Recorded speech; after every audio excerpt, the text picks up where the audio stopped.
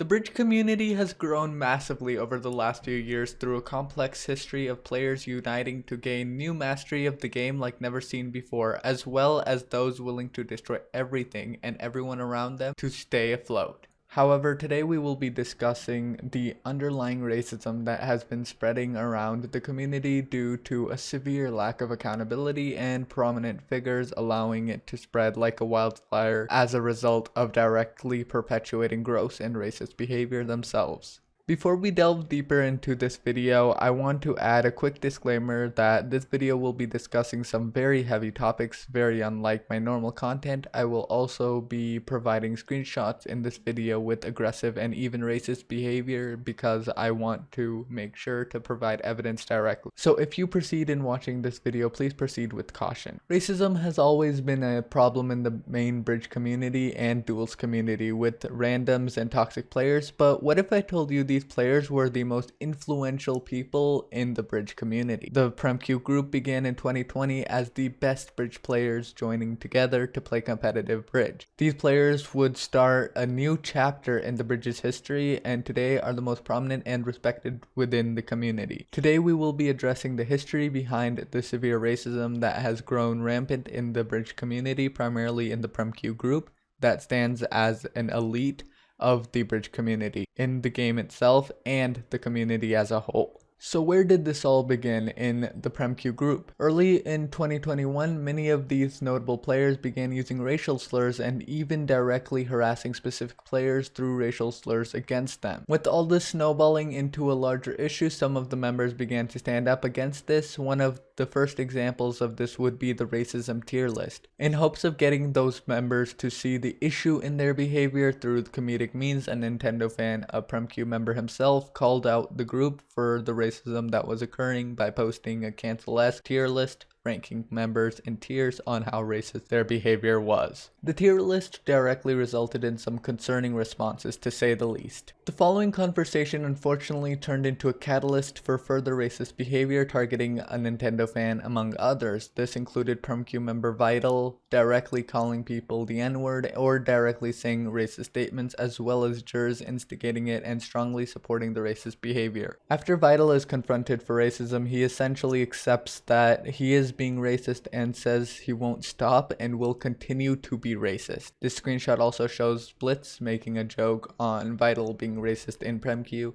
responding to Paris, who is also addressing Vital and his behavior, but we'll talk more about Paris later in the video. Following the harsh racism, it seemed that in some sense Paris and the main people in charge of the PremQ Discord were taking a stance of there's nothing wrong with the behavior, but not here in the PremQ Discord. While this seemed to be at least to some degree an end to the drama, it still supports the racist behavior. However, we could see how this could still be a positive change for the bridge community, as rampant racism wouldn't be held as the thematic baseline of internal PremQ behavior, since the influential figures seem to be avoiding drama in the server. This led to the creation of a Discord server known as mc by Vital and Jers, two of the most notorious PremQ racists who, as we recall, were two of the biggest instigators of initial racism in PremQ. Here, Vital literally suggests creating a mc server around saying racist things, specifically to a Nintendo fan. We finally find the line for Paris's racism defending, and unsurprisingly we have Kale supporting the racist behavior. However, to better explain what mc is, I'll let a Nintendo fan explain it. The origins of PremQ comes from Vital making a really messed up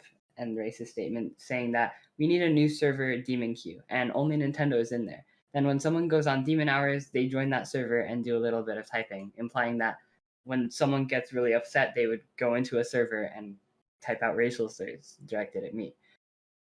I also later confronted Vital himself, urging him to delete the server, and the most that happened was it got renamed to LemonQ for a bit, and then it just changed back to PremQ shortly after. Now let's move into responses from the higher-ups in charge, including Paris, Buckybar, and Cheetah. Paris, as one of the most dominant leading figures in PremQ, held a major role in moderation in the PremQ Discord. However, with all the racism and disgusting behavior we have seen thus far, we have seen very little on how she addresses it. Upon this situation, we can see how Paris calls out a Nintendo fan for addressing the issue. This screenshot is one of many that follows a thematic problem where PremQ leaders such as Paris and Bucky took a stance of not having a problem with the racist behavior, but not to initiate drama, even going as far as putting any callouts against racism as a bad thing, as it wasn't, as gross as it sounds, considered a big deal or a problem. To put it simply, Paris and all were attacking those that were saying anything along the lines of "don't be racist to me please" for doing that. Paris is not the only one who addresses the issue. The racism spreads through the PremQ leading figures, pushing the blame on those that want the racism to end and thus allowing for the racist behavior only to grow. Bucky Barr's acceptance of racist behavior is also seen in the following clip. In this clip, we can see that, I kid you not, this man says that racism isn't as bad as sniping. Like, yeah, doxing is super dangerous and I get that, but sniping over a block game is worse than racism.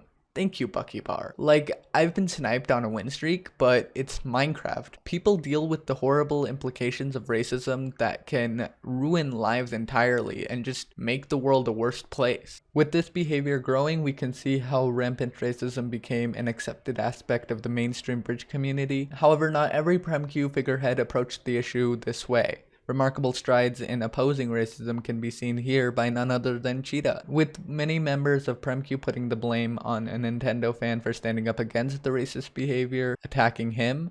We can see Cheetah applying basic logic to say, hey, let's not be racist. While Cheetah did do a remarkable job in the public space defying the racism as a figurehead, defying the racism initiated by members like Vital and perpetuated by members like Paris and Bucky Barr. Why is it still a problem? Unfortunately, even Cheetah ends up trying to silence the argument with a "you also need to stop addressing the racism and just let's end it to avoid the drama." However, I strongly want to point out that unlike the others' motives, Cheetah's was purely out of ending the drama rather than being okay with the racism, and I say that only because we can see here his stances in the public space opposing it. It was just an unfortunately bad approach to a solution.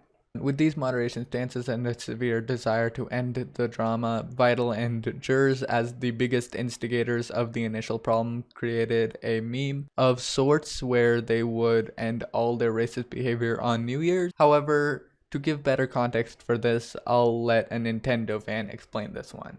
After all the calling out of the racist behavior, when New Year's came around, Jers and Vital claimed that they were going to change as a New Year's resolution. Even with this claim, though, they were still making racist statements up until the last second, saying things such as, "I'm still racist, but I act as if I'm not. I hate all minorities still, lol." With Jers instigating, Vital adding for him to let it all out.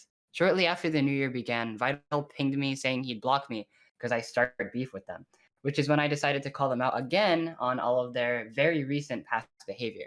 The argument that both of them made and that even Paris defended was that it was a new year, and because they made the resolution, I should just try to let them change instead of holding them accountable for anything they said beforehand. To conclude, the bridge community has always been a toxic place, but as long as creators and major community figures such as Bucky Barr Paris and all those folks keep perpetuating the racist behavior instigated by community figures like Vital, Jers, and more, the bridge community will always be a place where racism is accepted until they are held accountable for their actions and behavior. Thank you everyone for watching, and I hope this video sheds a new light on the background behind the behavior that has made the bridge community what it is today. And hopefully this can bring some new accountability to the table that will bring a positive change to the community as a whole.